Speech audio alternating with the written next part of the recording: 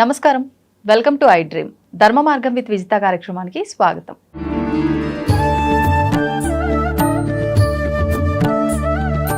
ప్రస్తుతం మనతో పాటు ఉన్నారు పురోహితులు, జ్యోతిష వాస్తు పరిశీలకులు వెంకట రమణాచారి గారు. ఇప్పుడు వారితో మాట్లాడి మరిన్ని విషయాలు తెలుసుకుందాం. ముఖ్యంగా మనకు పండుగల గురించి ఎన్నో సందేహాలు ఉంటూ ఉంటాయి.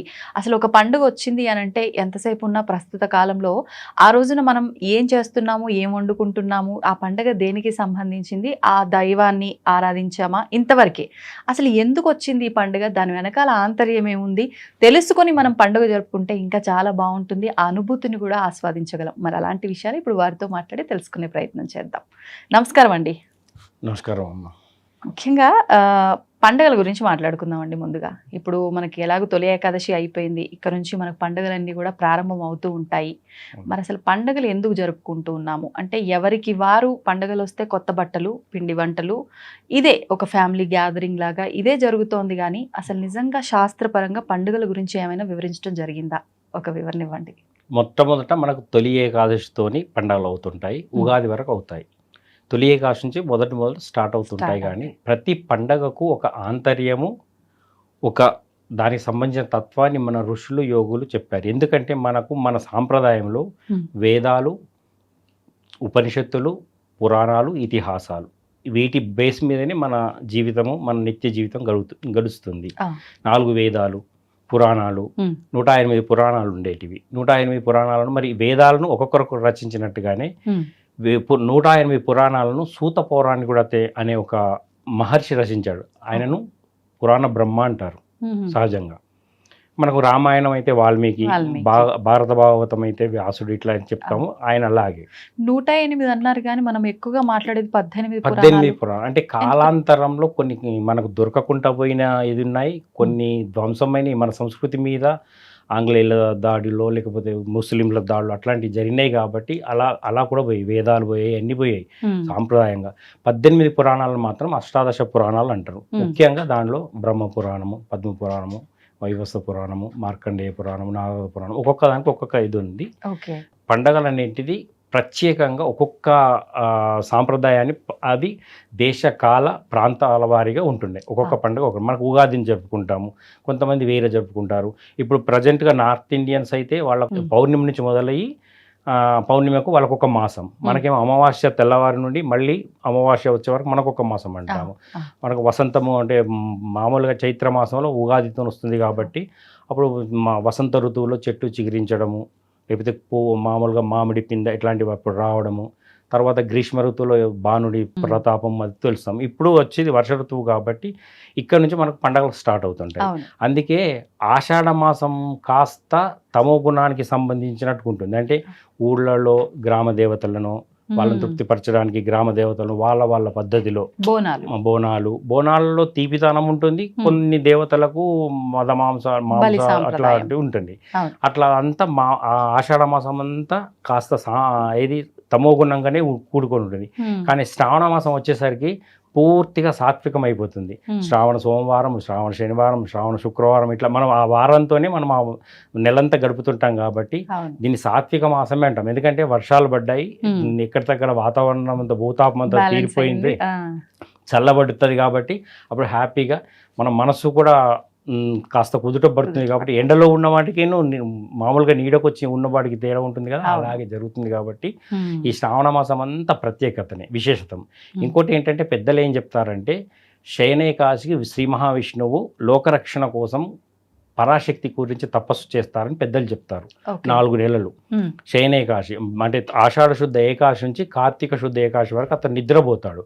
మధ్యలో మళ్ళీ ఒక 2 భాద్రపద మాసంలో మన పక్క మలుపుదారు తిరగడం అంటారు. అది అప్పటికి ఇది కార్తీక మాసంలో వచ్చేది ఉద్దాయన ఏకాశిలో ఇస్తారు. ఈ సృష్టి స్థితి లయ కారకులు వాళ్ళు 3 పోటుపోళ్ళు ఉన్నా కానీ ఆయన చేసే పని ఉంటుంది కదా, ఇన్ఛార్జ్ తీసుకుంటారట.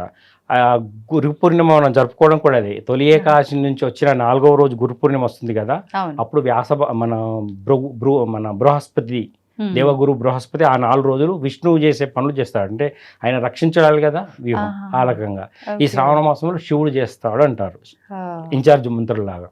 కాబట్టి దాని వైశిష్ట్యంతోనే అట్లా జరుగుతుంటదమ్మా. పండగలకు కూడా మనకు ఒక్కొక్క ఋషులు ఒక్కొక్క దానికి ఒక్కొక్క ప్రత్యేకత పెట్టారు.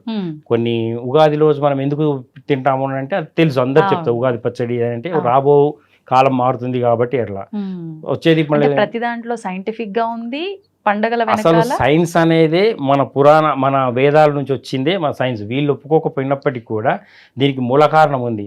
మన వాళ్ళు 1000 సంవత్సరాల క్రితమే సూర్యుడు ఎంత దూరంలో ఉన్నాడు, చంద్రుడు ఎంత దూరంలో ఉన్నాడు, ఎన్ని వేల కిలోమీటర్లు ఉన్నాడు, కాంతి సంవత్సరాలు వాళ్ళే చెప్పారు. తర్వాతనే వీళ్ళు మైక్రోస్కోప్ బయోస్కోప్ అని పెట్టి చూస్తున్నారు తప్ప వాళ్ళు దివ్య దృష్టితో చూశారు మునులు.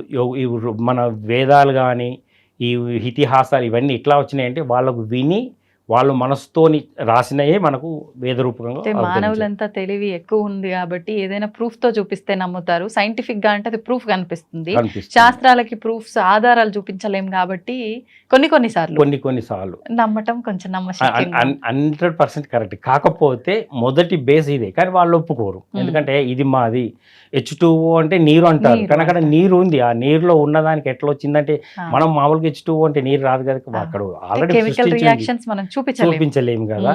ఇప్పుడు బ్రహ్మ సృష్టి చేసేటప్పుడు విష్ణుమూర్తి తప్పచెప్పాక అంటే దేవ మనుష్య స్థావర జంగమ తిరియక అనే ఒక జాతుల్లాగా వచ్చాయి.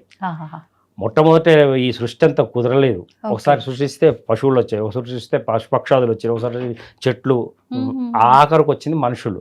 అంటే జంతువునాం నరజన్మ దుర్లభం అంటారు. 84 లక్షల జీవులలో మానవ జన్మ అనేది అత్యంత శ్రేష్టమైంది. ఎందుకంటే అదృష్టంగా భావిస్తారు, కానీ చాలా మంది దురదృష్టంగా భావిస్తారు. కాదు, దీన్ని వాళ్ళు గత జన్మలో మనం వచ్చేటప్పుడు తల్లి కడుపులోకి వచ్చేటప్పుడే కర్మలనే ల్యాప్టాప్ని భుజాన్ని వేసుకొని వస్తాం. మనం ఆఫీస్కి వెళ్ళేటప్పుడు ఎట్లా అయితే మనకు సంబంధించిన ప్రోగ్రామ్ సంబంధించి తీసుకుంటామో అలా కర్మలని చేసుకొని వస్తాము.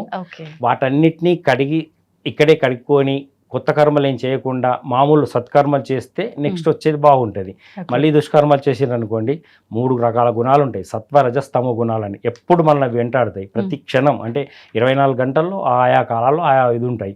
మనం ఆ గుణం యాక్టివేట్ అయినప్పుడు మనం అట్లా ప్రవర్తిస్తుంటాం అంతే తప్ప మనుష్యులు మనయేవ మనుష్యానాం కారణం బంధమోక్ష యోగం అంటుంది శాస్త్రం.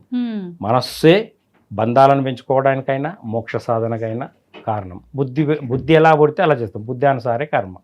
ఇవి ఈ రకంగా వచ్చేది. కాబట్టి జంతువులకు లేవు. తన తల్లి పోషించే మట్టుకే తల్లి అనుకుంటుంది. దాని నుంచి విడిపోయిన తర్వాత అది వేరు ఇది వేరు అంటారు. కానీ మనుషులకు అట్లా కాదు కదా. మనం తండ్రి తల్లి వ్యవస్థ కుటుంబ వ్యవస్థ జ్ఞానం ఉంది, మాట ఇచ్చాడు భగవంతుడు, అన్నిటికంటే ఎక్కువ మాట ఇచ్చాడు. మీకు ఇంకొకటి అడుగుతానమ్మా, మన శరీరంలో ఉన్న అన్ని పార్ట్లోకెల్లా ఒక పార్ట్ ఉంటుంది, ఏంటి చెప్తారా? అంటే ఏ రకంగా? మన శరీరంలో బయట కనిపించే పార్ట్స్ తో పాటు లోపల అవయవాల్లో కూడా కనిపించేది ఒక పార్ట్ ఉన్నది. దాని వల్లనే మనము ఏదైనా చేయగలుగుతాం. ఏదో చెప్తారా? నాలుక. నోరు మంచిదైతే ఊరు మంచిది. దీంతోనే ఇదే రుచికి మూలము, ఇదే మాటకు మూలము, ఇదే మంచికి చెడు అన్నిటికీ. కాబట్టి దీన్ని కొంత అదుపులో పెట్టుకుంటారు. నరం లేని నాలుక ఎట్టనగలుగుతుంది. దానికి ఏమంటారు? కృషితో నాస్తి దుర్భిక్షం, జపతో నాస్తి పాతకం, మౌనైన కలహం నాస్తి జాగ్రత్త భయం అంటది నీతి శాస్త్రం. కృషి చేస్తే మనకు దుర్భిక్ష ఉండదు, కలిసి వస్తుంది. ఏ పని చేసినా మనకు దానికి ఫలితం వస్తుంది. జపతో నాస్తి పాతకం, జపం చేస్తే పాతకం పోతుంది. కొన్ని కర్మాలను దేవుడు కూడా ఇది లేని జపం, నామ జపానికి దేవుడి రూపానికంటే నామానికి ఎక్కువ ఇది. అందుకే ఆంజనేయుడు రాముని కంటే ఎక్కువ రామనామాన్ని కొలిచాడు కాబట్టి ఆయన అంత బలవంతుడయ్యాడు. మౌనేన కలహం నాస్తి. మనం ఎక్కడ మౌనంగా ఉన్నాం అనుకోండి కలహమే రాదు అసలు. నాస్తి జాగ్రత్త భయం అంటారు. అంటే పరిస్థితులను బట్టి మనం బ్యాలెన్సింగ్ చేసుకోవాలేమో. అంటే కొన్నిసార్లు మౌనంగా మాట్లాడాల్సిన పరిస్థితుల్లో మౌనంగా ఉన్న ప్రమాదమే కాదంటారా? అది అతి మౌనం కూడా పనికిరాదు. కానీ అక్కడ దానికి అవసరమైనంత మట్టుకే. ఎవరు తిట్టారు, థ్యాంక్ యూ అంతే. అంటే మనం పాజిటివ్ గానే తీసుకోవాలి. ఇప్పుడు మీరు అన్నారు అంటే నామము జపము ఇవన్నీ కూడా శ్రేష్టము, అంటే మన కర్మల్ని తగ్గించుకునే ప్రాసెస్. మరి వ్రతాలు హోమాలు ఇవన్నీ? వ్రతము అంటే నియమ నిష్టానుసారంగా చేసేది. మనకు 3 రకాల కర్మలు ఉంటాయి. నిత్య నైమిత్తిక కామ్య కర్మలు ఉంటాయి. ఆ. నిత్య కర్మలు అంటే మనం రోజువారి చేసేటి, ఇంట్లో లేచి స్నానం చేయడము, ఇంట్లో దేవుడు ఉంటే పూజ చేసుకోవడము, నైవేద్యాలు పెట్టుకోవడము, అవన్నీ నిత్యం చేసుకుని. నైమిత్తిక కర్మలు అంటే ఆయా కాలానుసారంగా పంచాంగము దానికి కాలానుసారంగా చేసేటి అవి ఉంటాయి. కామ్య కర్మలు అంటే ఈ పని చేస్తే నాకు ఈ ఫలితం రావాలని చేసేది కామ్య కర్మ అంటారు. కోరికతోని. కామ్య కర్మ తొందరగా వస్తుంది, మళ్ళీ తొందరగా పోతుంది. అవునండి, తొందరగా ఫలితం వస్తుంది. చెడు ఫలితం అంటే చెడు తొందరగా వస్తుంది, మంచి ఫలితం అయితే మంచిగానే వస్తుంది. కామ్య కర్మలను కాస్త తగ్గించుకుంటే ఇది. అయితే ఈ వ్రతాలు మీరేమన్నారు, వ్రతాలు మామూలుగా మనం యజ్ఞయాగాలు చేయలేము. కృతయుగంలో అంతా ఎవరి పని వాళ్ళే చేసుకున్నారు. వాళ్ళకు దేవుడు లేడు, దైవం మామూలుగా ఉన్నారు. త్రేతాయుగంకి వచ్చేవరకు యజ్ఞయాగాదులు, హోమాదులు. ద్వాపర యుగంలో అన్ని రకాలుగా చేశారు పూజలు. కానీ ఇప్పుడు కలియుగంలో ఏం లేదు, భజన, దేవుడి నామస్మరణ చేసుకుంటే చాలు. ఇవన్నీ అవసరం లేదంటారా? అంటే చెయ్యాలి, కానీ దానికి చెప్తున్నాను ఏంటంటే మామూలుగా నామస్మరణే ధన్యోపాయం అని అంటారు.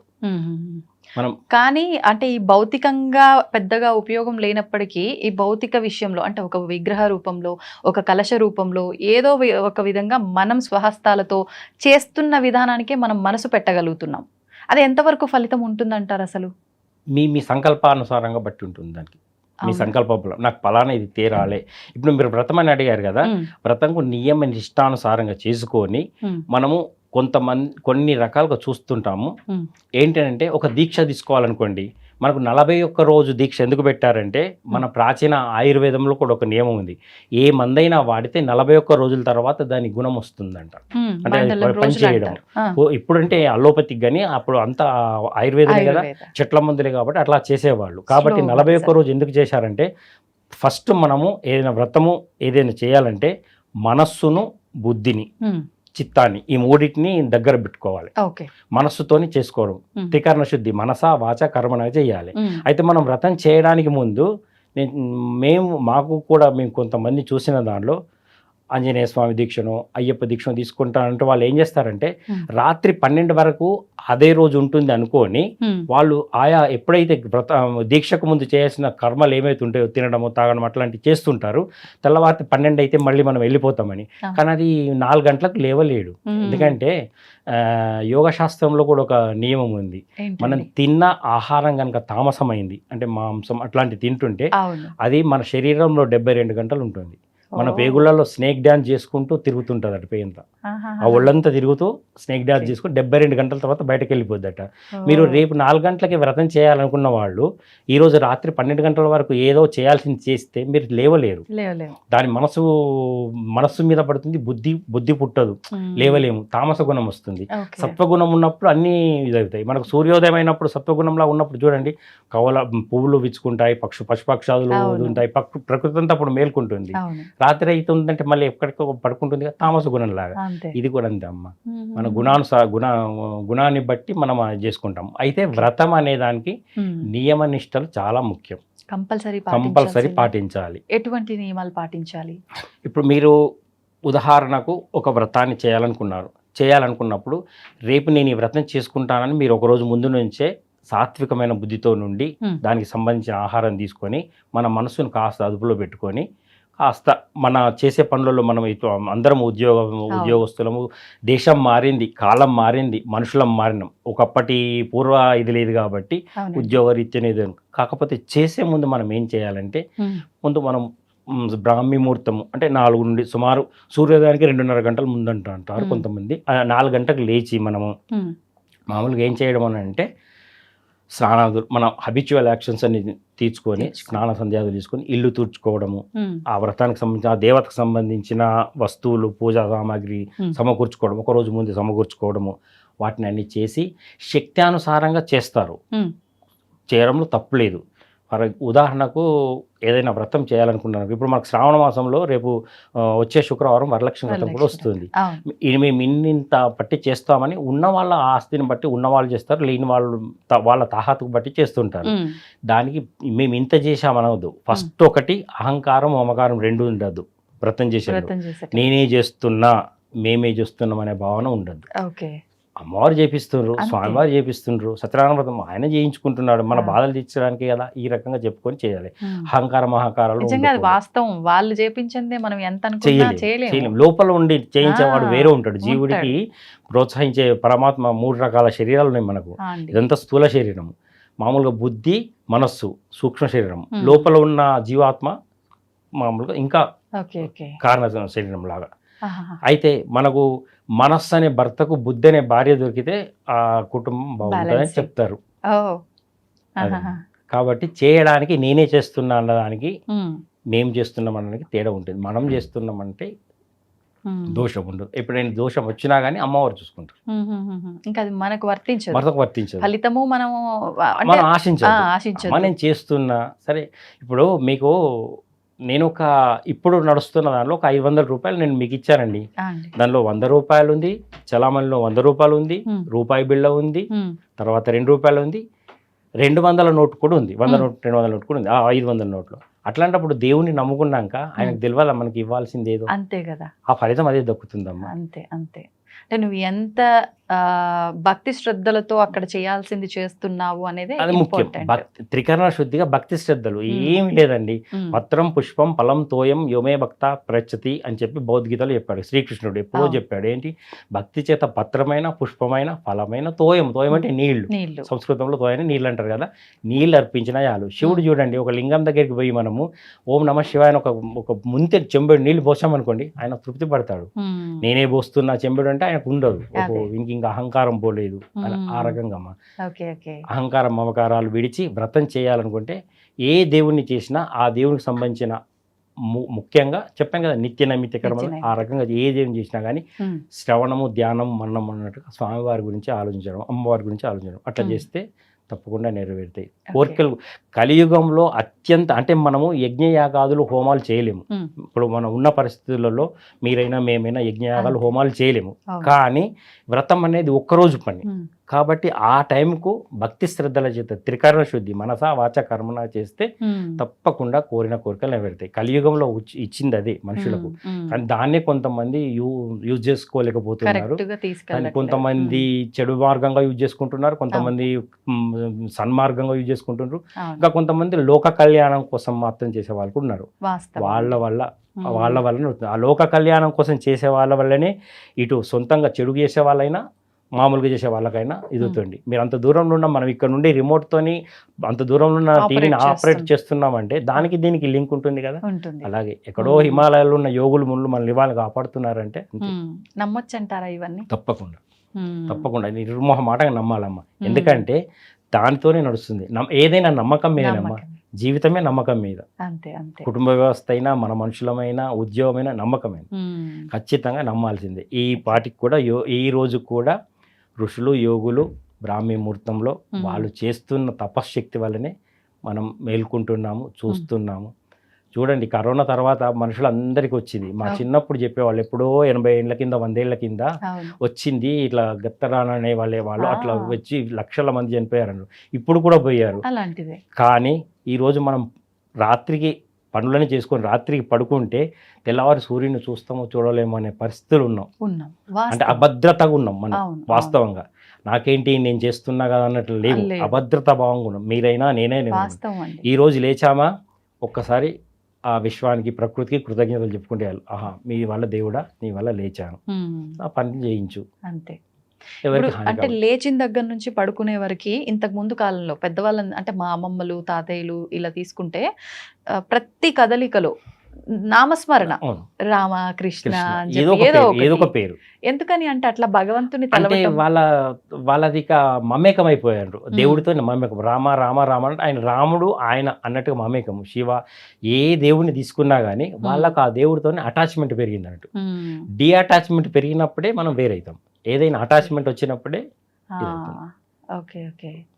ఇప్పుడు మాసాల విషయానికి వద్దాం. మాసాల్లోకెల్లా కొన్ని మాసాలు చాలా ప్రత్యేకమైన మాసాలు. అందులో విశేషంగా మనకి ఇప్పుడు చాతుర్మాస దీక్షలు ప్రారంభము, ఇక్కడ శ్రావణ మాసం నుంచి కూడా మన కార్తీక మాసం వరకు మొత్తం దైవతారాధనకి సంబంధించి విశేషమైన మాసాలు. మరి ఇప్పుడు శ్రావణ మాసంలోకి ఎంటర్ అవబోతున్నాం ఇంకొన్ని రోజుల్లో. ఏంటి అసలు శ్రావణ మాసం యొక్క విశిష్టత ఏంటి? మీకు ముందే చెప్పాను, చైత్ర వైశాఖ మాసంలో అవును. ఒక రకంగా ఉంటాము, ఆషాఢ మాసంలో తిన్నది ఒక రకంగా ఉంటుంది, ఉమ్, శ్రావణం వచ్చేసరికి వర్షాలు ఎక్కడిక్కడ పడతాయి, రైతులు కూడా మంచి సంతృప్తిగా వర్షాలు పడేసరికి ఉంటారు. వాళ్ళ వాళ్ళ పనిలో ఉంటారు. ఇదంతా సాత్వికమైన మాసం. ఓకే. అంటే కాలము వర్ష ఋతువు వెళ్ళిపోవడానికి కారణం అవుతుంది కాబట్టి యథావిధిగా ఉంటూ మనకి ఏమవుతుందంటే సాత్వికానికి సంబంధించిన మాసం కాబట్టి దీన్ని శ్రావణ మాసంగానే చెప్పుకుంటాము. చెప్పుకుంటాం. అయితే దీనిలో ఎక్కువ ఎక్కువ మట్టుకు మనకు పండగలు ఇక్కడ నుంచి వస్తుంటాయి, వస్తుంటాయి. అవును. మొదలవుతుంటాయి. ఇప్పుడు మన ఏకాదశితోని ఒక తెలంగాణలో ఒక సామెత ఉంటుంది, ఏకాదశితోని పండుగలు ఎచ్చుతాయి, ఉగాదితోని ఉడుగుతాయి, అంటే అయిపోతాయి అని అంటారు అన్నట్టు. ఇది మాండలికంలో అది ఎక్కడైనా, అది ఎవరి ప్రాంతంలో ఉగాది నాటికి అయిపోతుంటాయి. అవునవును. అప్పటి నుంచి మళ్ళీ మనకు పండుగలు ఉండవు. తొలి ఏకాదశినే మనం ఎట్లా తెచ్చుకుంటామంటే ఆ ఏకాదశి కూడా ఒక ప్రత్యేకంగా ఈ రోజు తొలి ఏకాదశి అని ఎలాంటి వాళ్ళు నమ్మలేని వాళ్ళు కూడా ఆ రోజు మంచిగా ప్రశాంతంగా చేసుకుంటారు. శ్రావణ మాసంలో ఏంటంటే వర్షాలు పుష్కలంగా పడి ప్రకృతి అంతా పులకరించుతుంది. ప్రకృతి మాత మనకు భగవద్గీతలో 14వ అధ్యాయం 4వ శ్లోకంలో చెప్తాడు ఏమనంటే, సమస్త చరాచర జగత్తుకు ప్రకృతి తల్లి అయితే నేను తండ్రి వంటి వాడిని అని చెప్తాడు. ఇప్పుడు మనకు ఇంట్లో అమ్మ మంచిగా వంట చేసి పెట్టి ప్రశాంతంగా ఉందంటే మనకు అన్ని బాగుంటాయి కదా. ఆమెనే కాస్త చిందర వందరగా చేసో లేకపోతే చికాగ్గా ఉంటే మనకి ఇంట్లో ప్రశాంతంగా. ఇక్కడ కూడా ప్రకృతి మాత కాస్త వర్షాలు పడి ఎక్కడికక్కడ ఇదవ్వడం, చెట్లు చిగిరించడం, పచ్చబడడం, ఎటు చూసిన ఆహ్లాదం కనపడము అది జరుగుతుంది. కాబట్టి శ్రావణం నుంచి వచ్చేది భాద్రపద మాసం. భాద్రపద మాసం అంటే మళ్ళీ కాస్త అక్కడ మారుతుంది. ఇది మొత్తం శ్రావణంలో సాత్వికమైన, భాద్రపదంకి వచ్చేసరికి కాస్త అక్కడ రజగుణాలు తమ గుణాలు కూడా వస్తుంటాయి. ఎందుకంటే గణపతి వినాయక చవితి చేస్తాం, వినాయక చవితి నవరాత్రులు చేయడము, ఆడిపాడము, మామూలుగా మైకు సెట్టు హడావుడి, ఆ తర్వాత నిమజ్జనం రోజు చేయని కూడా చేస్తూ ఉండడం, అది తామసం వెళ్ళిపోతుంది. నెక్స్ట్ వచ్చేది మళ్ళీ ఆశ్వేజ మాసంలో అమ్మవారిది వస్తుంటది. ఇక్కడ చూడండి, మొదట విష్ణుమూర్తిది వచ్చింది ఏకాదశి, వాళ్ళ మేనల్లుడు అంటారు పురాణాల ప్రకారం. ఎవల కుటుంబం అయినా మన వినాయకుని మేనల్లుడు అంటారు. కాబట్టి ఆయన పండుగతో మొదలవుతాయి. తర్వాత వాళ్ళ అమ్మగారిది అవుతుంది. ఇది ఆశ్వేజ మాసంలో అమ్మవారి నవరాత్రులు, అప్పుడు మంచి ఉంటుంది. అప్పుడు కూడా తామస ఇది ఉంటుంది, కానీ అక్కడ తామస గుణం ఉన్నప్పటికీ కూడా అమ్మవారు 9 రోజులు 9 రూపాలలో ఉంటది కాబట్టి ప్రకృతిని కాపాడుతుంది. రాక్షసులు అప్పుడేదో రాక్షసులను వాణ్ణి చంపేది, శుంభుని చంపేది, మహిషాసుని చంపిందని అంటారు. ఆ టైంకి వచ్చింది, కానీ అమ్మవారు ప్రకృతిని కాపాడడానికి 9 రోజులు 9 రకాలుగా ఆమె చేస్తున్నప్పటికీ కూడా ప్రకృతి బ్యాలెన్సింగ్ చేస్తుంది. ఇక నెక్స్ట్ వచ్చేది కార్తీక మాసం. ఇది వాళ్ళ బావగారిదే, శివుడు, మొత్తం శివారాధన అంత శివుడితోని. కార్తీక మాసము, కార్తీక ఉపవాసాలు కూడా ఉంటాయి, దీక్షలు అప్పుడే దీక్షలు స్టార్ట్ అవుతాయి. తర్వాత వచ్చేది మార్గశిర మాసం. మీకు ఇంకోటి భౌతికతలు ఇంకోటి కూడా చెప్పాడు, మాసాన మార్గశీర్షం అంటాడు. అన్ని మాసాలకెల్లా మార్గశిర మాసం నేనే అంటాడు విభూతి యోగంలో. ఎందుకని ఆ మాసానికి ఆ మాసంలో ఎందుకు వచ్చింది అంటే అప్పుడు పూర్తి చలి ఉంటుంది, శరీరం సహకరించడానికి ఇచ్చేది, దుప్పటి నిండా కప్పుకొని పండుకోవాల్సి వస్తుంది. మీరు చూడండి వైష్ణవాలయాలలో మామూలుగా ధనుర్మాసం అనే ఒకటి స్టార్ట్ అవుతుంది, నెల రోజులు తిరుప్పావై ప్రవచనం. గోదాదేవి, మీరు నమ్ముతారా, కలియుగంలో ఆమె మానవ రూపకంగా జన్మించి ఇక్కడ అయోనిజని, ఆమె కూడా సీతాలాగా అయోనిజని, తులసి కానోద్భవం అంటారు. అమ్మ తులసి వనంలో దొరికింది విష్ణుచిత్తులకు. ఆమె అలా మనిషి రూపంలో దొరికినప్పటికీ కూడా రంగనాయకుడిని వేడుకొని, ఆమె పుట్టిన ప్రదేశం వేరు, శ్రీరంగం వేరు, శ్రీవిల్లిపుత్తూరు వేరు. ఆమె పుట్టింది శ్రీవిల్లిపుత్తూరులో. శ్రీరంగంలో రంగనాయకుడు ఉన్నాడు, ఎక్కడో ఉన్న ఆయనను కొలుచుకొని ఆయన లోపల అంతర్ధానమైంది. పెళ్లి ఆయనే చేసుకుంది, పెళ్లి చేసుకుని మీకు గోదా చరిత్ర తెలుస్తుంది. అప్పుడు మనం ఈ మార్గశిర మాసం ఎందుకంటే పూర్తి చలి, మంచు పడుతుంటది, వెన్నెల ఎక్కువ ఉంటుంది రాత్రి. మాసాలలో వెన్నెల చాలా అంటే చాలా ఉంటుంది, మంచు దుప్పటి కప్పు ఉంటుంది. కాబట్టి చూడండి, అప్పుడు మనం లేవలేము. కానీ ఆ నియమ నిష్టలు ఏం చేస్తాయంటే మమ్మల్ని లేపుతాయి. ఎందుకంటే అరే మనకు ఈ రోజు పాశనం చదువుకోవాలి, పాశనం సంధానం చేయాలి, గోదాదేవి వ్రతం చేయాలి, ఇది కాదు ఉంది కదా అని చెప్పి ఆ రకంగా చేస్తాను. అందుకే అంత కష్టంతో ఉన్నప్పటికి కూడా దాన్ని మనము చేసాము కాబట్టి ఆయన ఎక్కడైనా ఒక రాయి శిలగా శిల్పిగా మారడానికి, శిల్పి చేతిలో శిలగా మారడానికి ఎన్ని ఉలి దెబ్బలు తింటుందమ్మా. నిజంగా, నిజంగా. అట్లాగే ఆ మాసంలో మనం ఎంత తన్నుకొని దుప్పటి కప్పుకొని తన్నుకొని పడుకుందామన్నా ఆ నిష్ఠ ఆ దీక్ష లేపుకుపోతుంది లేపుతుంది. కాబట్టి అప్పుడు ప్రకృతి చాలా అంటే చాలా సైలెంట్గా ఉంటుంది. ఆ, కృష్ణతత్వం అంతా ప్రేమ. అవును. ఇప్పుడు అన్ని రకాలుగా మనకు ఇది ఉంటుంది కాబట్టి మాసానం మార్గశీర్షం అని చెప్పి భగవద్గీతలో చెప్పాడు. ఓకే. విభూతి యోగం తను ఒక్కొక్కటి చెప్తాడు. కాలంలో గణితుకుని నేనే, ఫలానా గరుత్మంతు పక్షుల్లో గరుత్మంతు నేనే, విభూతి యోగం చెప్తుంటాడు. ఇవి ఓహో, ఆహాహా. అయితే ఇప్పుడు మళ్ళీ మనం వెనక్కి వద్దాం. శ్రావణ మాసం. అమ్మ. ఇప్పుడు ఈ శ్రావణ మాసంలో వచ్చే విశేషాలు ఒక 4-5 విశేషాలు ఉన్నాయి. ముఖ్యంగా మొదటనే మంగళగౌరి వ్రతాలని చెప్పి ఈ నోములు ఆచరిస్తూ ఉంటారు. ఏంటి అసలు ఈ మంగళగౌరి నోముల విషయానికి వస్తే, వివాహం కాని స్త్రీ వివాహానికి 1 సంవత్సరం ముందరే మొదలు పెట్టాలి, ఒక 5 సంవత్సరాల పాటు చేయాలి, ఇలా చెప్తూ ఉంటారు. అసలు ఎవరు చేయాల్సిన విధానం ఇదంతా కూడా? మంగళగౌరి వ్రతం అనేది ప్రాంతాల వారిగా కూడా ఉంది. ముఖ్యంగా మన ఆంధ్ర ప్రాంతంలో చాలా అంటే చాలా చేస్తారు. వీళ్ళు పలానా వాళ్ళు చేయాలని కాదు. అంటే ఏ యదా మాం ప్రపద్యంతే తాం తదైవ భజామ్యహం. నన్ను ఎవరెవరు ఎట్లా కొలిస్తే నేను అట్లట్లే వాళ్ళని అనుగ్రహిస్తా. అది అమ్మవారా, శివుడా, విష్ణు అని కాకుండా అక్కడ మంగళగౌరి అంటే మంగళం దానిలో శుభకరం అండి. అవును, అవును. ఒకటి గౌరీదేవి ఎవరు? పార్వతీ అమ్మవారు. ఇప్పుడు మనకు పురాణాలలో వచ్చిన ప్రతి కథలో శివుడు పార్వతి ద్వారా వచ్చినాయి. అమ్మవారు శివుడిని అడిగింది, లేకపోతే శివుడు అమ్మవారిని అడిగిండు, ఇలా ఈ రకంగానే చెప్తుంటారు. పురాణం వింటే మొదలయ్యేది వాళ్ళతోనే. వాళ్ళని ఆది దంపతులను కూడా అంటుంటారు.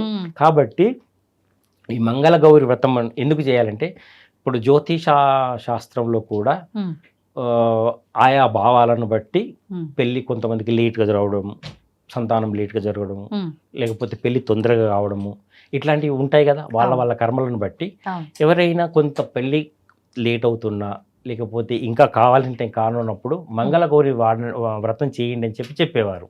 ఆలస్యం అయితే. ఇప్పుడు అదేంటుంటారు, రుక్మిణీ కళ్యాణం కూడా చేయమంటారు. రుక్మిణీ కళ్యాణం చేస్తే కూడా తొందరగా అవుతుంది. దానికి జ్యోతిష శాస్త్రంలో కొన్ని నియమాలు ఉన్నాయి. ఆ జ్యోతిష శాస్త్రానుసారంగా, జ్యోతిషం అంటే ఏదో కాదండి, 4 వేదాలు ఉన్నాయి కదా, ఋగ్వేదం, యజుర్వేదం, సామవేదం, అధర్వణం.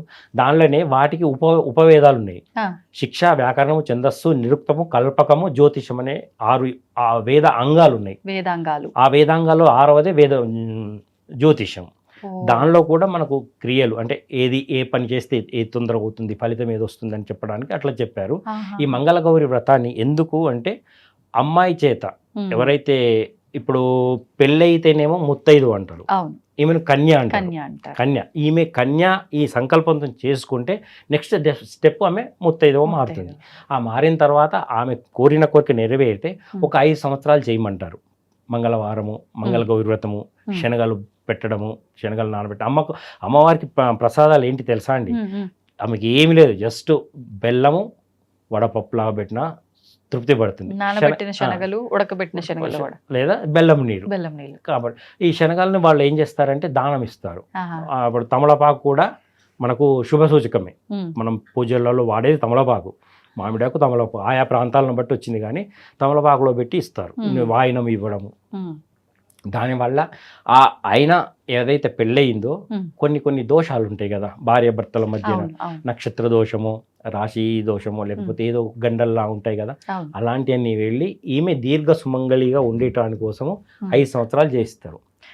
అలా చేయటం వల్ల దోషాలు పోతాయమ్మా, తప్పకుండా పోతాయి. దోష హరణకు ఖచ్చితంగా ఉన్నాయి పరిహారాలు. ప్రతి దానికి where there is a action, there is a reaction. ఆ రకం కూడా ఉందమ్మా. ఆ 5 ఏళ్ళు చేయడం వల్ల అప్పటికి ఆమెకు సంతానం అవ్వచ్చు, మంచిగా ఇంట్లో కుటుంబ వ్యవస్థ సెట్ అయిపోతుంది. అంటే పెళ్ళైన తొలతలో 1 సంవత్సరం దాకా ప్రతి భార్యాభర్తలు అన్యోన్యంగా ఉండడం అంటే బాగుంటుంది. తర్వాత కాస్త విరక్తి ఇదైపోయి కొంతమంది, అది వాళ్ళ కర్మను బట్టి ఉంటుంది. కానీ ఈ 5 సంవత్సరాలు ఆచరించేసరికి అమ్మవారి అనుగ్రహం ఆటోమేటిక్గా ఆమె వస్తుంది కదా, ఆ కుటుంబాన్ని కాపాడుతుంది. ఈమె నా భక్తురాలు అంటే, భక్తులు కావాలన్నా నేను కాపాడినంటే కాపాడుతుంది. ఎవరిని ఏ విధంగా కాపాడినా సృష్టి ధర్మం ఆమె చేస్తుంది. కానీ ఇప్పుడు తల్లి దగ్గరికి వెళ్తే చిన్న కొడుకు ఇష్టమో పెద్ద కొడుకు ఇష్టం అంటే తల్లికి 2 కొడుకులు ఇష్టం. వాడు పిలిచినా, అమ్మాని పిలిచినా పిలవకుండా అట్లా.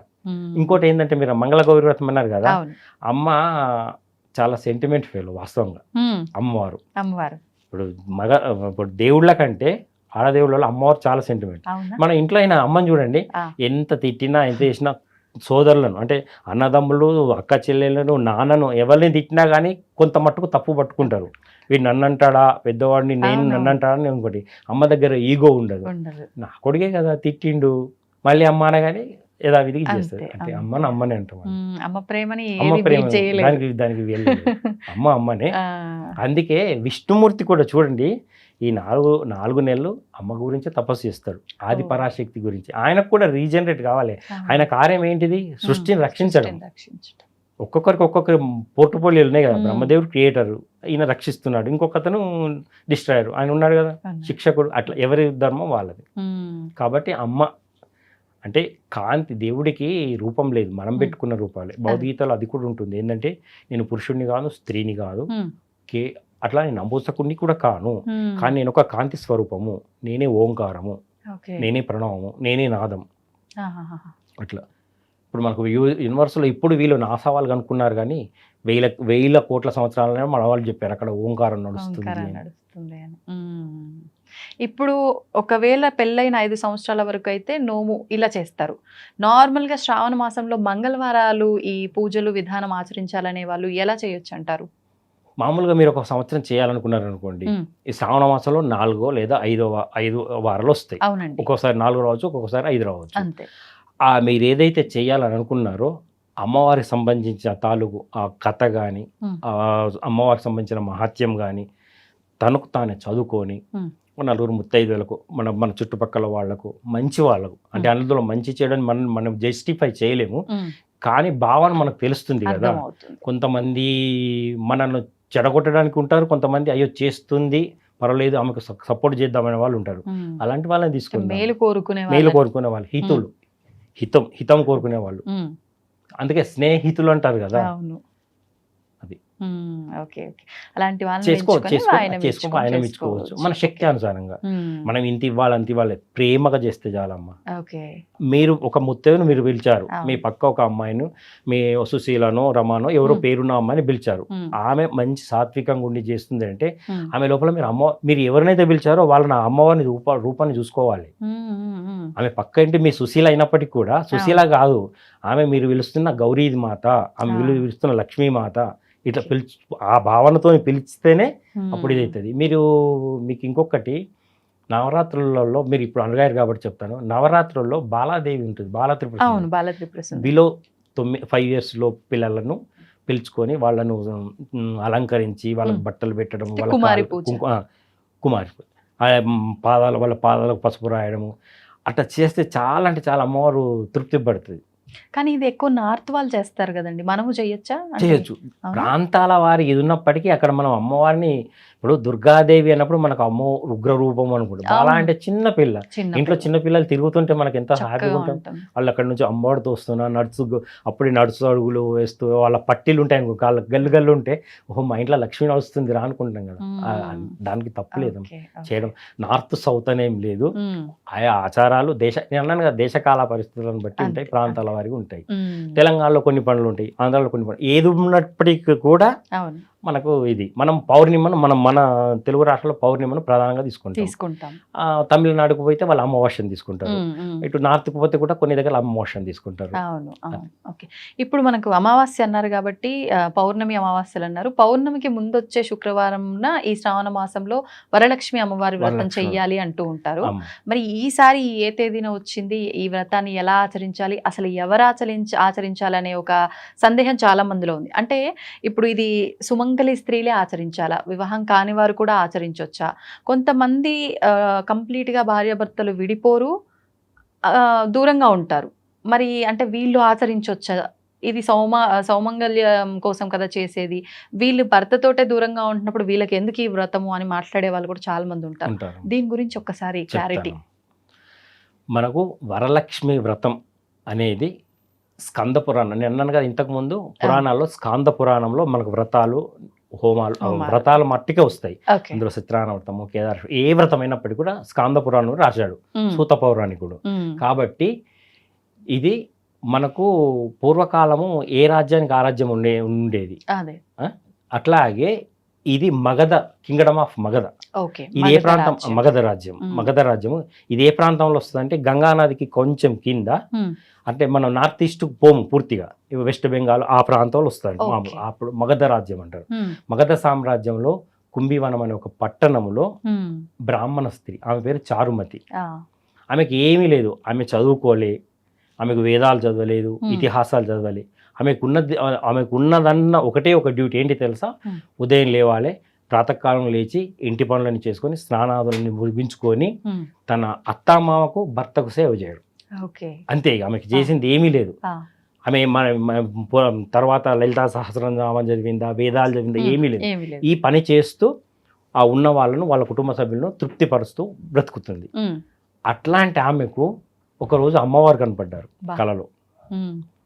కలియుగంలో ఎట్లుంటుందమ్మా, ఇలలో జరగని కళలో జరుగుతుందని చెప్తారు. మనకు దేవుడు బయట ఒక రూపం పెట్టుకొని వచ్చి నేను వెంకటేశ్వర స్వామిని, నేను శివుని నేషం వస్తే వీడేదో పగటేశకార అంటాం కదా, ఏదో డ్రామా పగటేశకార అంటాం. కానీ కళలో మనకు స్వామివారు చూపిస్తారు. అమ్మవారైనా ఏదైనా కళ పడుతుంది, కళ వచ్చిందా, శుభక్షకణం వచ్చిందా, అమ్మవారి రూపం కనబడ్డదా, అది ఈమెకు కూడా అమ్మవారు చారుమతికి కల్లో కనపడి, అమ్మ చారుమతి నేను వరలక్ష్మీదేవిని. మరి వరలక్ష్మీదేవి కూడా పుట్టుక ఉంది. ఎలా వచ్చింది ఈ దీని వృత్తాంతానికి? శివుడు పార్వతి ఇద్దరు కైలాసంలో వాళ్ళ ఏకాంత సేవలో వాళ్ళ పరివారం ఉంటుంది కదా, నందీశ్వరుడు, భృంగీశ్వరుడు, ప్రమదగణాలు, గణపతి అందరు ఎవరి వాళ్ళు ఉంటూ ఉండగా ఆమె ఒకరోజు శివుణ్ణి అడుగుతుంది, అయ్యా ఎలా అయ్యా ఒక ముత్తైదువ స్త్రీ లేకపోతే ఒక అమ్మవారు, మనం అందరినీ మాతాగానే చూసుకుంటాం కాబట్టి ఒక స్త్రీ ఒక మంచి వ్రతం చేసి తరించడానికి ఏదైనా ఉపాయం ఉందా అని చెప్పి శివుణ్ణి అడిగినప్పుడు శివుడు ఈమెకి ఆ వృత్తాంతం చెప్తాడు. అమ్మా వరలక్ష్మీదేవి పలానా మగధ సామ్రాజ్యంలో కుంభివనంలో ఉన్న చారుమతికి కల్లో కనబడి చెప్పిందమ్మా అని చెప్పడానికి శివ పార్వతుల అనువాదం నుంచే వచ్చిన వ్రతం ఇది. ఈ వ్రతం చారుమతికి కల్లో కనపడి నేను పలానా వరలక్ష్మీదేవిని, నువ్వు చేస్తున్న, ఆమె ఏం ఆశించలేదు. చూడండి ఇక్కడ మీకు మొదటే చెప్పాను, కామ్యకర్మ చేయలేదు, నిత్యకర్మ. ఆమె నిత్యకర్మ చేసింది. ఏంటి? తను లేవడం, వాళ్ళ సేవ చేసుకోవడం, భర్తకు సేవ చేయడం, అత్తమామలకు సేవ చేయడం, వండి పెట్టడం, తినడం, తను తినడం, ఇంతే. ఆమె అక్కడ నిత్యకర్మ చేసింది కానీ కామ్యకర్మ చేయలేదు. ఆటోమేటిక్గా దేవుడు ఆమె దగ్గరికి వచ్చిండు, అమ్మవారు ఆమె దగ్గరికి వచ్చి నేను ఫలానాన్ని పరిచయం చేసుకున్నాను, నేను మీ దగ్గరికి వచ్చి పరిచయం చేసుకుంటే నాకు పెద్ద లేదు కదా, మీ దగ్గరికి మీకు వచ్చి చెప్పుకోవడంలో వేరు. అంటే మనకు కాన్వర్షన్ లో తెలిసిపోతుంది కదా అట్లా. అమ్మగారే ఆమె కల్లో కనపడ్డదంటే అమ్మవారికి ఆమె ఎంత ప్రియంగా ఉంటుంటది కాబట్టి పక్క వాళ్ళకి కనపడలేదు కదా, వారు అత్తమామ కనపడలేదు కదా, వాళ్ళ తోడుబుట్లు కనపడలేదు కదా. కాబట్టి అట్లా ఏమైందంటే ఇవి నేను పలానా వరలక్ష్మీదేవిని, నేను శ్రావణ మాసంలో పౌర్ణిమకు ముందు వచ్చే శుక్రవారం నా వ్రతాన్ని ఆచరిస్తే నీకు కోరిన కోరికను నెరవేరుస్తా అని చెప్పి అనేసరికి ఈమె సహజంగా సాత్విక భావంతో ఉంది కాబట్టి అమ్మవారిని కళ్ళలోనే ప్రార్థన చేసిందంట. శ్లోకరూపకంగా ప్రార్థన చేసి రకరకాల షోడశోపచార పూజలు ఉంటాయి, మనకు వ్రతంలో కూడా ఉంటాయి. షోడశోపచార దేవుణ్ణి ఆవాహనం చేయడం, కూర్చోబెట్టడం, కాళ్ళు గడగడం, ఆవాహయామి, ఆసనం సమర్పయామి, హస్తయోర్ఘ్యం సమర్పయామి, హస్తానికి నీళ్ళు ఇవ్వడం. మన పూర్వకాలంలో ఇచ్చేవారు, పాదయోపాద్యం సమర్పయామి, అమ్మ కాళ్ళు కడుక్కొని నీ ఇంటికి వచ్చిన వాళ్ళకు ఇచ్చేవారు కదా మామూలుగా వాళ్ళు. అట్లా ముఖాన్ని కడుక్కోవడము, ఇవన్నీ షోడశోపచారం అంటారు. బట్టి కూర్చోబెట్టి చేయడం. అమ్మవారికి ఆమె కళలను చేసిన తర్వాత మెలకు వచ్చిన తర్వాత ఇవన్నీ చూస్తే ఏమీ లేవు, కళని అమ్మవారి దర్శనము కళలనే జరిగింది, పూజ కళలనే చేసింది, ఆమెను వేడుకున్నది కళల్ని. తర్వాత అత్తమామకి చెప్పింది, నాకు ఇట్లా కళ పడ్డది ఏంటంటే, అమ్మ నువ్వు పుణ్యాత్మురాలు, నువ్వు పుణ్యాత్మురాలు అయ్యేపటికీ అమ్మవారి కళ్ళు కొనపడ్డది, చేద్దువులే అని చెప్పి వాళ్ళు కూడా సహకరించడానికి. ఇది జరగడానికి ఒక మీరన్నట్టు ఆషాఢము, అంతకుముందు వైశాఖము ఎప్పుడో జరుగుంటుంది. ఈమె ఇరుగు పొరుగు వాళ్ళకి చెప్పింది, నాకు పలానా ఇప్పుడు మనం కూడా ఏదైనా శుభకాలంగా పడ్డది అనుకోండి, నాకు రాత్రి కళ వచ్చిందని మాకు దగ్గర వాళ్ళకు అట్లా చెప్తుంటాం, సంతోషంగా చెప్తాం. పీడ కలబడ్డా చెప్తాం, అయ్యో ఇట్లా పడ్డా అని భయం ఆందోళన చెప్తాం. కళ రూపకంలో మనకు ఇది ఉంటుంది కాబట్టి ఇంపాక్ట్ ఉంటుంది. అంటే ఆ కళ మనను మెదడులో వచ్చింది కాబట్టి, సబ్ కాన్షియస్ మైండ్లో వచ్చింది కాబట్టి, దాన్ని మనం యాక్టివేట్ చేసుకోవడానికి మన మనస్సు మన శరీరం రూపకంగా చూపిస్తుంది. మన ముఖంలోనే హావభావాలు చూపిస్తుంది. మంచి కళ పడితే మనం ప్రియంగా మంచిగా ఉంటాం, చెడు కళ పడ్డది అనుకోండి భయపడతాం. అందుకే చెప్తారు పెద్దవాళ్ళు మనకు అన్నీ ఉన్నాయి అమ్మ, పడుకునేటప్పుడు ఒక 5 పేర్లు చదువుకొని పడుకోండి, మీకు ఏమి చెడు కళలు రావంటారు. అవునా? ఏం పేర్లండి? రామం, స్కందం, హనుమంతం, వైనతేయం, వృకోదరం, ఈ 5 పేర్లు. రామం శ్రీరాముని తెలుసుకొని పడుకోవచ్చు, స్కందం సుబ్రహ్మణ్యేశ్వర స్వామిని తెలుసుకోవచ్చు, వైనతేయం అంటే గరత్మంతుడు, శ్రీ మహావిష్ణు వాహనం, హనుమంతుడు, వృకోదరుడు అంటే ఈయన భీముడు, ఈయనను కూడా తలుచుకోవచ్చు. వీళ్ళంతా ఒక 5 పేర్లతోని రామం, స్కందం, హనుమంతం, వైనతేయం, వృకోదరం, అట్లా ఈ రకంగా ఈ 5 నామాలు చదువుకొని పడుకుంటే ఆ రోజు పడవు. దుస్వప్నే స్మరణ గోవింద, దుస్వప్నం వచ్చింది అనుకోండి గోవింద గోవింద అని లేచి తలుచుకోవడం, అట్లా అవి మాకు ఇప్పటికీ కూడా అంటే ఆచరిస్తాం, తప్పకుండా ఆచరిస్తాం.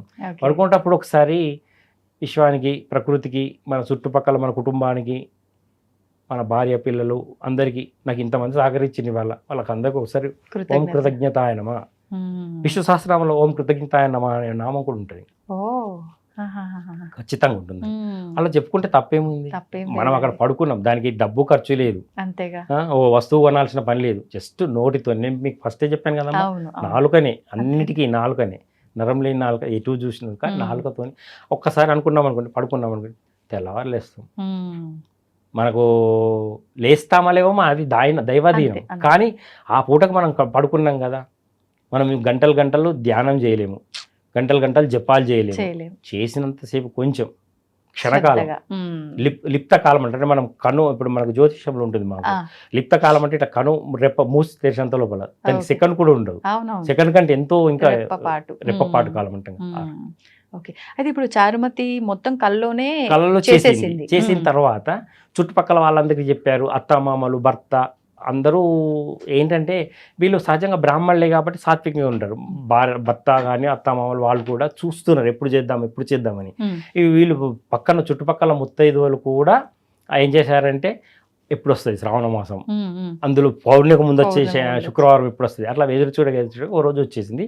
వచ్చాక చారుమతి ఏం చేస్తుందంటే రేపు వస్తుంది అనగానే తనకు సంబంధించిన అందరికి చెప్పి ఆ పూజకు సంబంధించింది. ఇప్పుడు నేను మొదలు చెప్పానమ్మా, నేను చేస్తున్నా అనే అహంకారంతో ఇదంతా మాకే అన్నట్టుగా పటాటోపంతం చేస్తే అమ్మవారు ఇది చేయరు. కొంతమంది మేము పూజలకు వెళ్ళినప్పుడు చూస్తుంటాం, నేను వరలక్ష్మి వ్రతాలు చేస్తుంటాను కదా, నేను ఇంత అలంకరించి అలంకరించి బీరువాలో ఉన్న బంగారం అంతా పెట్టా, ఆమెకి ఏం లేదు, పసుపు ముద్ద, ప్రేమతో చేస్తే పసుపు ముద్ద కూడా చాలు. మనం దేవుణ్ణి 3 రకాలుగా వ్రతం చేసేటప్పుడు 3 రకాలుగా చూస్తాం.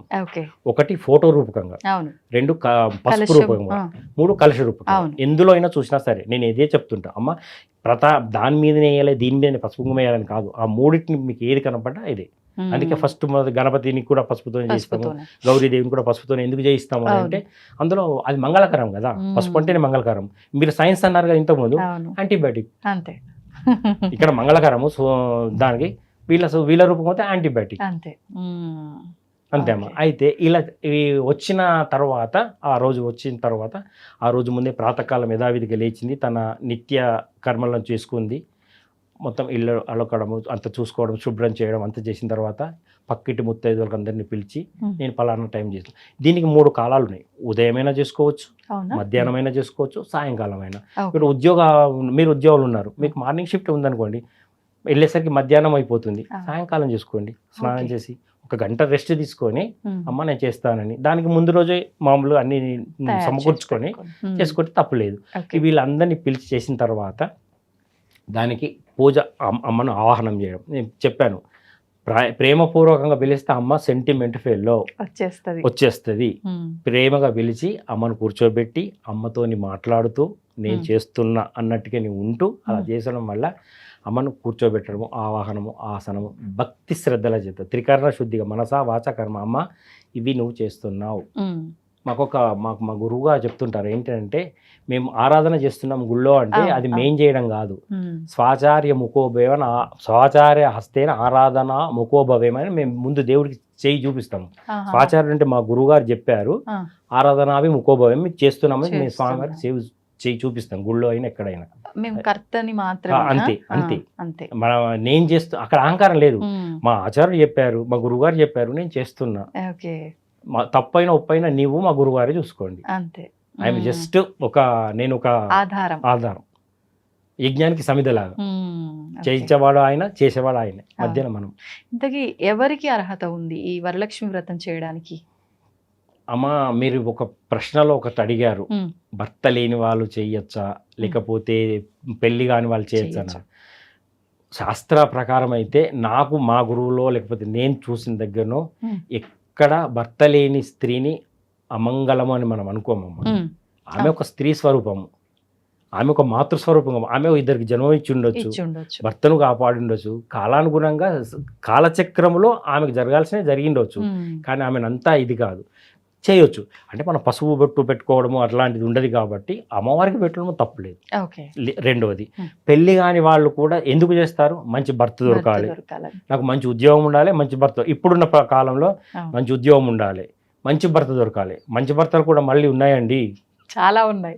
ఎట్లా అంటే మంచి భర్త అంటే గుణము రూపము ఇది కాదు, ఎంత జీతం, అత్తమామ ఉన్నారా, ఎన్ని కార్లు, ఎంత జీతం, ఎన్ని ఆస్తులు ఉన్నాయి, అత్తమామ ఉన్నారా, మేమిద్దరం ఉంటామా, ఇద్దరం ఉండాలి అట్లుంటామా, ఇట్లాంటి కామ్య కర్మల్లో ఇట్లాంటి దీనివల్ల గతి తప్పుతుంది, కాలం గతి తప్పుతుంది. పూర్వకాలం ఉమ్మడి కుటుంబాలు ఉండే, ఎవరికి ఏ కష్టం వచ్చినా అందరు కలిసి దాన్ని పరిష్కరించుకునేవారు. అప్పుడు విచ్ఛిన్నం లేదు, కుటుంబ విచ్ఛిన్నం లేదు. ఇప్పుడు ప్రతి అడుగడుగు కుటుంబ విచ్ఛిన్నం ఉంది. దాన్ని ఏం చేస్తారు? జ్యోతిషుల మీదనో, పంతుల మీదనో, వాళ్ళ మీదనో, దేవుడి మీదనో నెట్టేస్తారు. చేసేది వీళ్ళే. వాళ్ళు ఏం చేస్తారండి?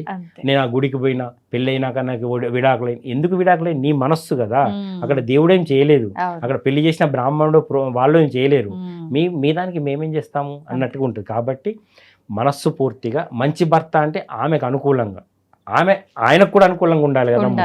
ఒకరికొకరు ఉంటేనే, రెండు చేతులు కలిస్తేనే తప్పట వచ్చినట్టు సౌండ్ వచ్చినట్టుగా అట్లుంటుంది. కాబట్టి వీళ్ళు పెళ్లి కాని అమ్మాయిలు ఒకవేళ మంచి ఉద్యోగమా లేకపోతే మంచి భర్తన, తన కుటుంబం రాబో జన్మం బాగుండాలి. ఒకవేళ అంటే భర్త ఉండగానే విడిగా ఉంటారు, విడిగా ఉన్న వాళ్ళని కూడా చేసుకోవచ్చు. ఒకవేళ ఈమెకు భర్తతోని కలిసి ఉండాలని ఉన్నప్పటికీ కూడా భర్త ఉండడు అనుకోండి, అప్పుడు అమ్మవారు మారుస్తారు. మార్చి మళ్ళీ దగ్గరికి తీసే వాళ్ళిద్దరి దగ్గరికి వాళ్ళను మళ్ళీ ఒక్కటి చేసే అవకాశం ఉంటుంది. మనం కామ్యకర్మ, అక్కడ కామ్యకర్మతోనే చేస్తున్నాం కాబట్టి ఏ ఫలితాన్ని ఆశించి చేస్తాం ఆ ఫలితం తప్పకుండా వస్తుంది, ఆ కోరికతోని ఆ ఫలితం తప్పకుండా వస్తుంది. ఇప్పుడు వరలక్ష్మి వ్రతం చేయగానే వెంటనే మనం ముత్తైదువులకు వాయనం ఇచ్చిన తర్వాతే పూజ సంపూర్ణం అవుతుంది అంటూ ఉంటారు. ఈ వాయనం ఇచ్చేటప్పుడు కూడా అంటే ఎవరికి ఇవ్వాలి? మా ఇంట్లో వాళ్ళకే ఇవ్వాలా, బయటి వాళ్ళకి ఇవ్వాలా, లేకపోతే అసలు ఎవరికి ఇవ్వాలి? అలా లేదమ్మా.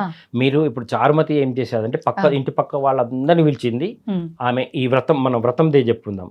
ఇంటి పక్క వాళ్ళందరూ వచ్చారు, వాళ్ళ అత్తమామ కూడా వీళ్ళ ఇంటి పక్క వాళ్ళందరూ వచ్చారు, చేస్తున్నారు, వ్రతం అయ్యింది. ఆమె తోరణ కంకణం కట్టుకుంది, వ్రతం చేసింది, ఒక ప్రదక్షిణ చేసింది. తోరణ కంకణానికి కూడా 9 నామాలు ఉంటాయి, అమ్మవారి నామాలు. ఒక్కొక్క నామానికి ఒక్కొక్క ముడి వేస్తూ దక్షిణ హస్తం అంటారు, అంటే మనం మామూలుగా కుడి చేతి కట్టుకొని ఆ సంకల్పం చేసుకున్న అక్షంతలు, అమ్మవారి పువ్వులను కొన్ని సంకల్పం మేము కథ చెప్పేటప్పుడు అదే చెప్తాం, మీరు పట్టుకొని ఉండండి, కథ అయ్యాక అమ్మవారి పాదాల దగ్గర పెట్టండి. కొంతమంది ఏం చేస్తారు, మేము ముఖం మీద బంగారం చేశాము అని చెప్పి ఆమె మీద వేయబోతారు. అలా కాదమ్మా, పాదాల దగ్గర వేయండి.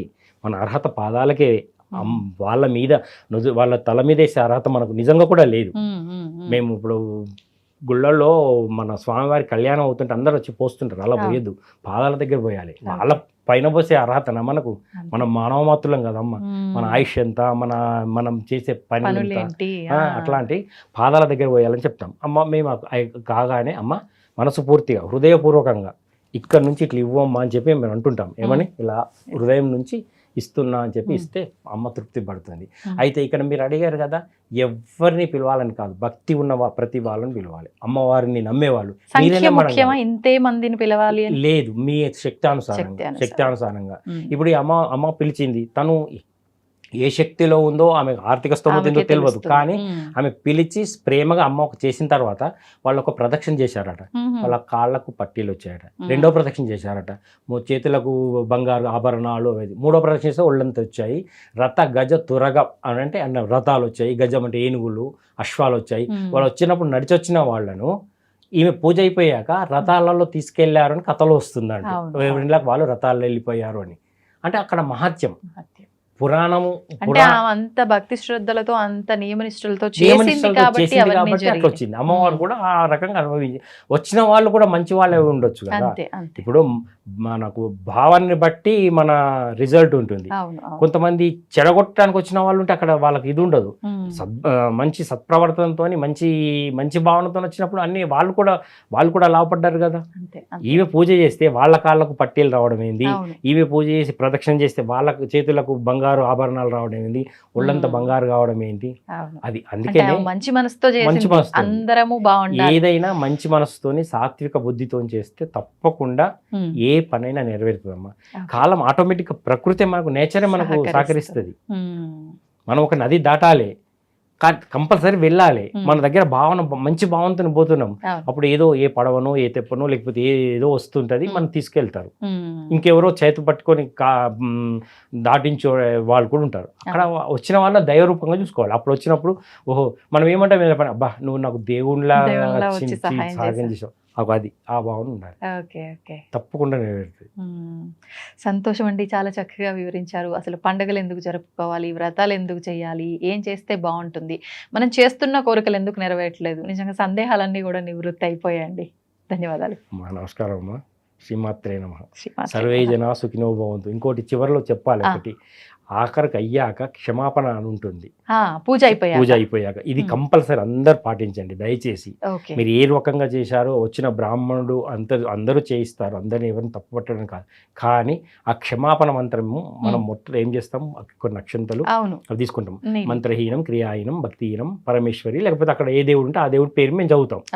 వెంకటేశ్వర స్వామి ఉంటే ఒక రకము, శివుడు ఉంటే ఒక రకము, గణపతి ఉంటే ఒక రకము, అమ్మవారు కదా అమ్మ పరమేశ్వరి అని చెప్పి మంత్రరూపకంగా, క్రియారూపకంగా, భక్తి రూపకమైన లోపాలు ఉంటే క్షమించమ్మా అని చెప్పి, యదక్షర పదభ్రష్టం మాత్రాహీన తత్సర్వం క్షమ్యతాం దేవ నారాయణ నమస్తుతే అని మేము చెప్పి, కాయన వాచ మనసేంద్రియ బుద్ధ్యాత్మనావత్ ప్రకృతి స్వభావత్ కరోమి ఇది సకలం పరస్మై నారాయణ ఇది సమర్పయామి అని అంటాం మేము. ఎందుకంటే ఏ చేసినా అన్ని ఆయనకే ఇస్తున్నాం, మంచి అయినా ఆయనకే, చెడు అయినాకే. మీకు చెప్పాను కదా, మీ దగ్గర 500 నోటు పెట్టారంటే అందులో రూపాయి ఉన్నది, 200 నోటు వరకు ఉన్న కరెన్సీ అన్నీ ఉన్నాయి, మన Indian currency.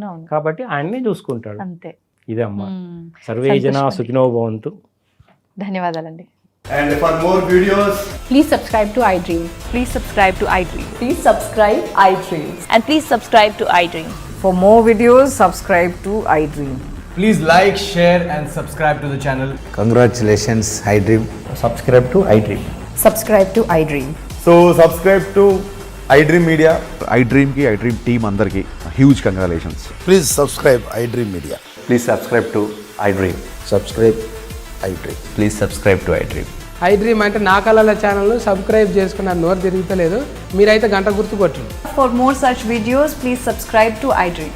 Subscribe to iDream. Please subscribe to iDream. Please subscribe iDream Media. Please do subscribe to iDream. Please subscribe to iDream Media. For best entertainment and information, please subscribe iDream. And don't forget to subscribe to iDream.